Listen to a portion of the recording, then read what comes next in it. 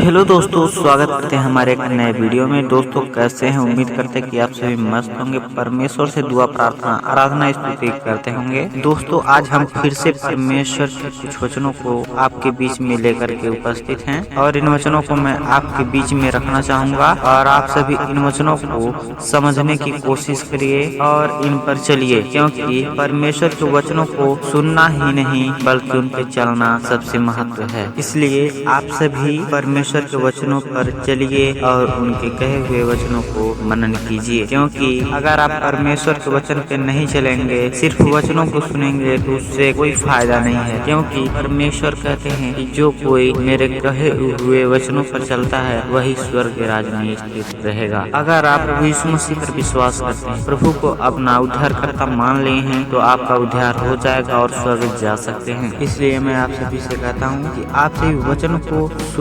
सुनना चाहिए, बट उन वचनों को समझने की कोशिश करिए। उन वचनों को पढ़िए, समझिए और उन पर चलिए, तभी आपका उद्धार हो पाएगा। दोस्तों अगर आप कहीं भी जा रहे हैं तो परमेश्वर से प्रार्थना करते जाइए।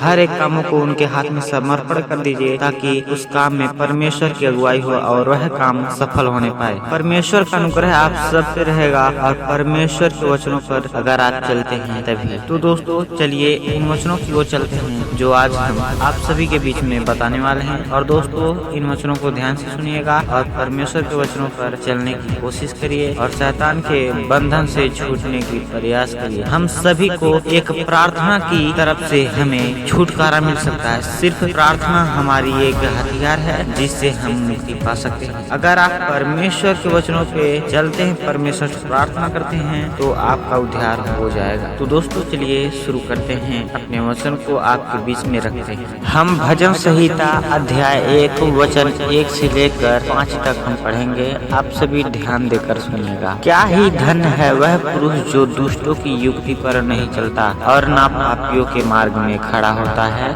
और ना ठट्ठा करने वालों की मंडली में बैठता है और ना पापियों के मार्ग में खड़ा होता है और ना ठट्ठा करने वालों की मंडली में बैठता है, परंतु वह तो यहोवा की व्यवस्था से प्रसन्न रहता है और उसकी व्यवस्था पर रात दिन ध्यान करता रहता है। वह उस वृक्ष के समान है जो बहती नालियों के किनारे लगाया गया है और अपने रूप में फलता है और जिसके पत्ते कभी मुरझाते नहीं। इसलिए जो कुछ वह पुरुष करे वह सफल होता है। परंतु दुष्ट लोग ऐसे नहीं होते, वे उस भूसी के समान होते हैं जो पवन से उड़ाई जाते हैं। इस कारण दुष्ट लोग अदालत में स्थिर न रह सकेंगे और न पापी धर्मियों की मंडली में ठहरेंगे, क्योंकि यहोवा धर्मियों का मार्ग जानता है परंतु दुष्टों का मार्ग नष्ट हो जाएगा। परमेश्वर का यह वचन आप सभी के जीवन में बहुत काम करने वाला है। दोस्तों इस पहले वचन में हमने क्या देखा कि परमेश्वर उनको धन्य कह रहा है जो दुष्टों की युक्ति पर नहीं चलता, जो उनकी चाल चलन नहीं चलता है। यानी कि दुष्ट लोगों की चाल चलन को देखकर उन पे चलना क्या है, उनकी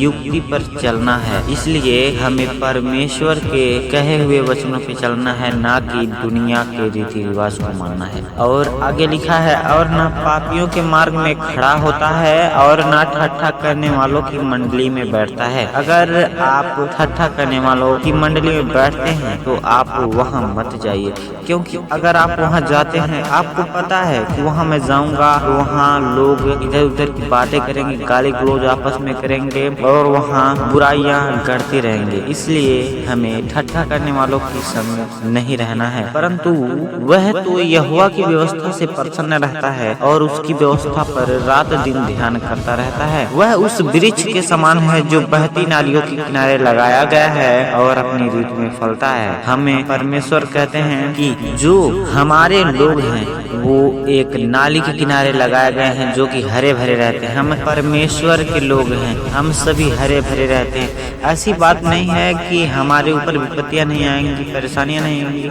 हम सभी के ऊपर विपत्ति परेशानी आएंगी।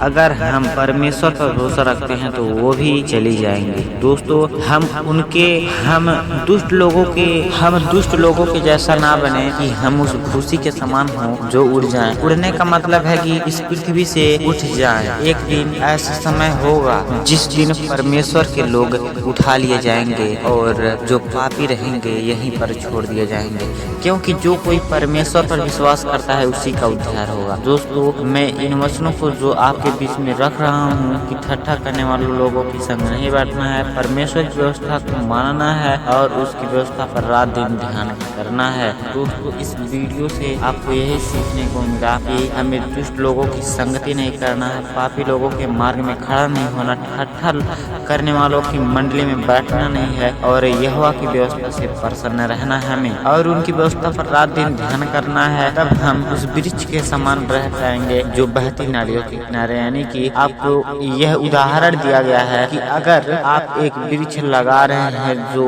एक तालाब के किनारे हो या कोई भी पानी के किनारे, अगर वह वृक्ष रहेगा तो वह हरा भरा रहेगा। सेम उसी प्रकार परमेश्वर यहाँ पर कह रहे हैं कि तुम भी उसी प्रकार रहोगे, हरे भरे, उसी के समान नहीं रहोगे। दोस्तों इस वीडियो में आपको यही सीखने को मिला कि परमेश्वर के वचनों पे चलने से हमारा उद्धार हो जाएगा। दोस्तों इस वीडियो को मैं यहीं पर रखा हूँ और फिर मिलेंगे अगले वीडियो में। तब तक के लिए आप सभी को प्यार भरा जय मसीह की।